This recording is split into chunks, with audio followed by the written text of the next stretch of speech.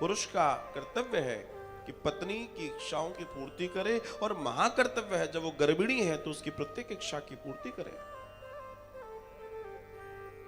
सीता कहती है कि प्रभु जो मैं आपसे मांगना चाहती हूं उस मना मत कर देना। प्रेम से बात चल रही है, बहुत सुंदर दर्शन है। तब राम कहते हैं मांगो। सीता कहती है मैं वन जाना चाहती हूं। और वो सिर्फ वन जाने की बात नहीं कर रहे हैं, वो कह रही हैं वन जाना चाहती हूं, वो भी वाल्मीकि के आश्रम में जाना चाहती हूं। सीता कह रही है। और आज रात को चर्चा हो रही है, आज रात्रि की चर्चा है, और सुबह एक धोबी उद्दंडता करता है, अभी तक क्यों नहीं की।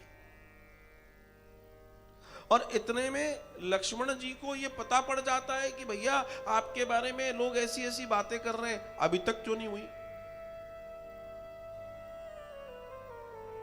कुछ समझ आया? इसको कहते हैं माया। ईश्वर ने कहा कि ये वन जाएंगी, इनकी इच्छा है, बिल्कुल ठीक है,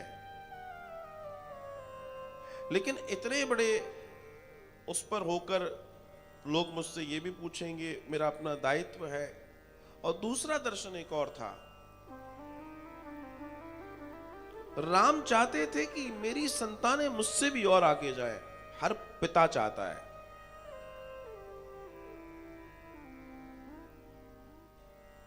तो राम उन बच्चों का पालन पोषण बड़ी विधि से करवाना चाहते थे, और सबसे बड़ा लालन पोषण अगर दुनिया में कहीं है तो वो पहला है गर्भ में। बाद में तो बाद का मामला तो बहुत बाद का है। अगर गर्भ का लालन पोषण ठीक हो गया तो सारे लालन पोषण ठीक हो जाएंगे महाराज।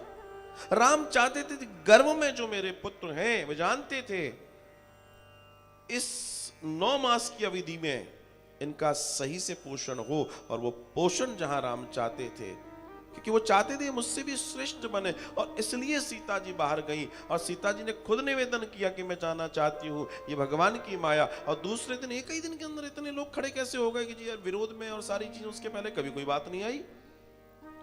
माया। और आप विचार कीजिए,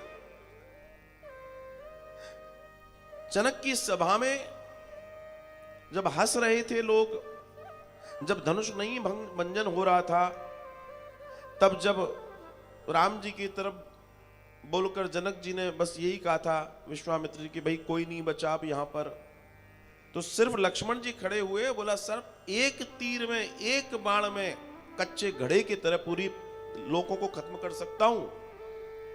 लक्ष्मण जी का सामर्थ्य। और वो लक्ष्मण 2 बच्चों से हार के वापस लौटते हैं।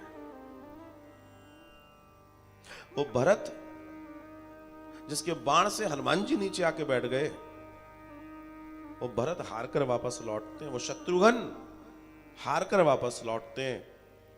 वो हनुमान जी हार कर वापस लौटते हैं। और तब राम को पता पड़ता है कि मेरे पुत्र मुझसे श्रेष्ठ हो गए। यही इस कहानी का वास्तविक दर्शन है, क्योंकि राम के पुत्र हैं, दुनिया श्रेष्ठ कहेगी, ये कभी नहीं बन पाएंगे। राम चाहते थे मेरे से बिना जाने ये मुझसे श्रेष्ठ बने। यही पिता का दर्शन होना चाहिए, और बने। लेकिन सामान्य व्यक्ति इस दर्शन को नहीं समझ सकता, क्योंकि सामान्य बुद्धि तो मेरा तेरा में लगी है। बहुत बड़ा दर्शन चाहिए इसके लिए। ध्रुव तैयार हुए,